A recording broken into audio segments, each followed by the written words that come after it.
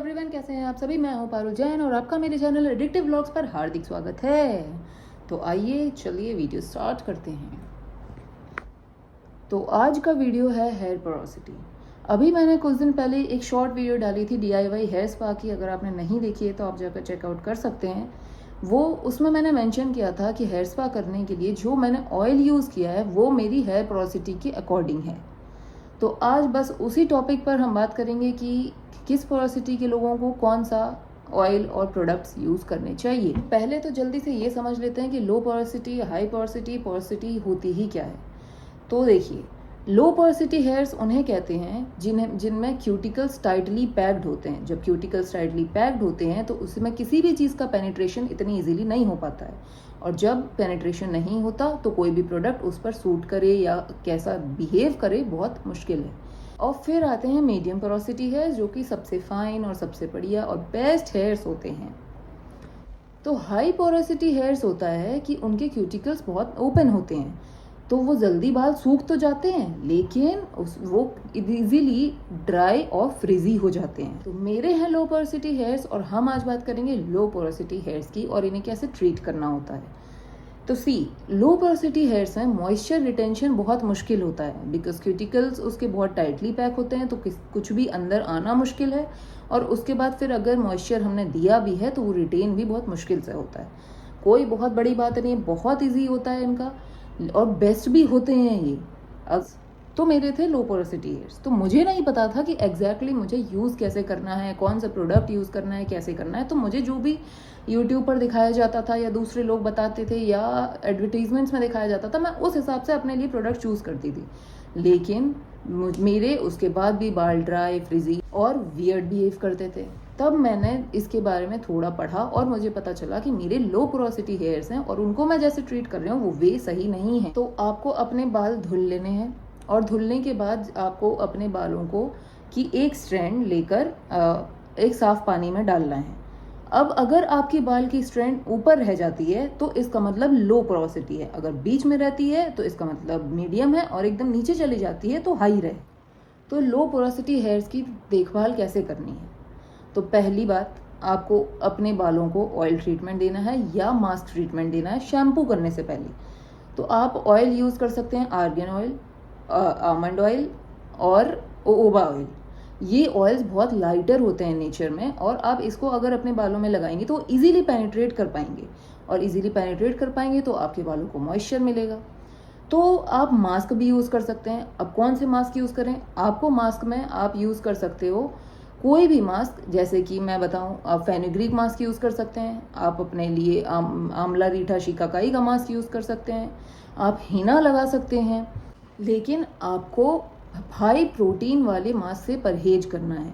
High protein mask कैसे कौन से होते हैं, एग वाले, जिनमें एग होता है। आप ऐसा नहीं मैं कह रही हूँ कि उन्हें परहेज करना मतलब यूज़ नहीं कर सकते, आप यूज़ करिए लेकिन लिमिट में, लाइक 15 डेज में एक बार या महीने में एक बार। तो एग वाला मास्क भी आप थोड़ा परहेज करिएगा और 15 डेज में एक बार यूज़ भी कर सकते हैं। राइस वाला मास्क, क्योंकि उसमें स्टार्च कंटेंट ज़्यादा होता है, तो उस हिसाब से उसे 15 डेज में यूज़ करिएगा। तो बात आती है अब शैम्पू कौन सा यूज़ करें। शैम्पू में देखिए, ऐसा कोई स्पेसिफिक शैम्पू नहीं है। अगर आपको ट्राई करना है तो आप एक नॉर्मल शैम्पू जो बहुत मॉइस्चर कंटेंट उसमें ज़्यादा हो, जैसे डव का भी एक निकला है वो काफ़ी मॉइस्चराइजिंग है, तो आप वो यूज़ कर सकते हैं। मैं जो भी मुझे मिलता है मैं कोशिश करती हूँ कि मैं एक तो सल्फेट फ्री शैम्पू यूज़ करूँ। तो अभी मैंने रिसेंटली कुछ वक्त पहले मेघदूत का शैम्पू यूज़ करना चालू किया है, और मैं साथ में डव का शैम्पू यूज़ करती हूँ। तो कभी sulphate free natural shampoo use करके और कभी केमिकल शैम्पू यूज़ करके मैं अपने बालों में एक बैलेंस क्रिएट करती हूँ। तो आपको अगर चाहिए तो आप कोई मॉइस्चराइजिंग दूसरा शैम्पू भी यूज़ कर सकते। तो अब कंडीशनर कौन सा यूज़ करना है। कंडीशनर देखिए, मैं डव का यूज़ करती हूँ बिकॉज वो मुझे काफ़ी मॉइस्चराइजिंग लगता है और मेरे बालों को काफ़ी सूट करता है। और मैं खादी का कंडीशनर यूज़ करती हूँ। खादी का कंडीशनर भी मुझे शिकाकाई वाला एक वेरिएंट आता है, वो काफ़ी अच्छा लगा था और मुझे सूट करता है। तो अब जो कंडीशनर है उसको आपको अपने बालों में 3 to 5 मिनट्स के लिए लगाना है, और मेक श्योर कि आप अपने कंडीशनर को थोड़ा डाइल्यूट करके लगाते हैं, और शैम्पू को भी फॉर दैट मैटर डाइल्यूट करके लगाते हैं। तो कंडीशनर आपको थोड़ा शैम्पू से ज़्यादा यूज़ करना है, और उसके बाद अपने बालों में 3 to 5 मिनट्स के लिए अच्छे से लगा कर रखिए और फिर रिंस ऑफ कर दीजिए। अब बारी आती है लीव इन कंडीशनर की। अब हाँ, मैं समझ रही हूँ बहुत से प्रोडक्ट्स हो रहे हैं शैम्पू कंडीशनर के बाद, बट लीव इन कंडीशनर क्यों ज़रूरी है? क्योंकि आप जब कंडीशनर लगाते हो उसके बाद आप अपने बालों को धुल लेते हो और वहाँ पर ही मॉइस्चर का बैंड बच जाता है। तो खैर तो मेरा मतलब था मॉइस्चर उसके बाद आपको रिटेन कराने के लिए, अपने बालों को एक्सटर्नली मॉइस्चर और देने के लिए आपको लीव इन कंडीशनर लगाना होता है। तो मेरे पास दो लीव इन कंडीशनर है। एक है ये dream length no haircut cream from L'Oreal Paris या, और दूसरा है ये फिक्स माई कर्ल्स का। तो ये ज़्यादा फिक्स माई कर्ल्स वाला जो है ना, आप ये देख रहे हो, ये ज़्यादा हाइड्रेटिंग है, दिख रहा है आपको? हाँ, तो ये ज़्यादा हाइड्रेटिंग है और ये मुझे ज़्यादा अच्छा लगता है। इसकी कंसिस्टेंसी भी एकदम बहुत प्यारी सी है। तो और ये वाला जो है, इसकी कंसिस्टेंसी थोड़ी फ्लोई सी है, लेकिन हाँ मतलब ये चल जा रहा है, ऐसा बहुत ज़्यादा अच्छा मुझे ये सूट किया है। अब ये भी ट्राई कर सकते हो आप अपने लिए, देखिए आपको कौन सा वेरिएंट ज़्यादा सूट करता है। अब आती है बारी, अब आपने लीव इन कंडीशनर लगा लिया, अब आपको अपने बालों में एक कोई भी ऑयल, आर्गन ऑयल या आमंड ऑयल या ओवा ऑयल की 2 to 5 ड्रॉप्स लेनी है और डैम्प हेयर्स में ही उसे लगाना है। उससे मैंने अपने बालों में बहुत ही फ़र्क देखा है। लाइक मेरे बाल फ्रिजी इतनी जल्दी नहीं होते, मेरे बालों में मॉइस्चर रहता है, वो एकदम मतलब क्यूट से रहते हैं, एकदम सॉफ्ट से। तो मुझे बहुत समझ आया कि मुझे, अगर आप अपने बालों में डैम्प हेयर्स में कुछ लगा रहे हो और एक ऑयल जैसी चीज़ जो ऑलरेडी बहुत मॉइस्चराइजिंग होती है, तो उससे आपके बालों में हेल्प मिलती है। और ये सारी चीज़ें मैं अपने पर्सनल एक्सपीरियंस से बता रही हूँ। मैंने ये सारी चीज़ें बहुत एक्सपेरिमेंट करने के बाद मुझे समझ आया कि आखिर मेरे बालों को सूट क्या करता है। तो ये मुझे पता चला कि ये मुझे करने से ऑयल, शैम्पू, कंडीशनर और कंडीशनर ज़्यादा, और फिर उसके बाद leave in conditioner and oil. मैं भी एक बहुत लेज़ी किस्म की औरत हूँ जिसे ये सब इतना हेयर केयर, स्किन केयर करने में बहुत कंटाला आता है, लेकिन करना तो है। तो इस वजह से मैंने कुछ स्टेप्स अपने लिए, बहुत मिनिमल स्टेप्स रखे हैं ताकि करने में ईजी भी लगे और ज़्यादा मेहनत भी ना पड़े।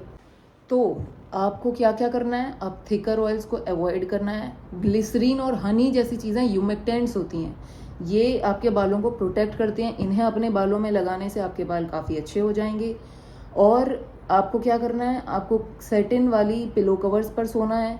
आपको भी हफ्ते में एक बार या तो आप क्लैरिफाइंग शैम्पू यूज़ करिए, या आप मेरी तरह हफ्ते में एक बार अपने लिए एसीवी रिंस कर सकते हैं। लाइक इतना मैं एक ढक्कन ऑफ एसीवी लेती हूँ, उसको 1 मग वाटर में डाइल्यूट करती हूँ और कंडीशनर करने के बाद अपने बालों में वो रिंस कर लेती हूँ। अब आपको माइक्रोफाइबर टावल्स यूज़ करनी है जब आप कंडीशनर करके, जब लीव इन कंडीशनर करके और अपने बालों को ऑयल करके बाहर निकलते हैं, तो आपको माइक्रोफाइबर टावल से उसे कवर करके 10 to 15 मिनट्स रहने दें, क्योंकि उससे जो हीट जनरेट होती है वो आपके बालों में आपके प्रोडक्ट्स का पेनिट्रेशन ईजी कर देती है। तो आज के लिए यहाँ मैं समाप्ति की घोषणा करती हूँ और हम मिलते हैं नेक्स्ट वीडियो में। तब तक के लिए टाटा, बाय बाय, नमस्कार और अपना ख्याल रखिएगा।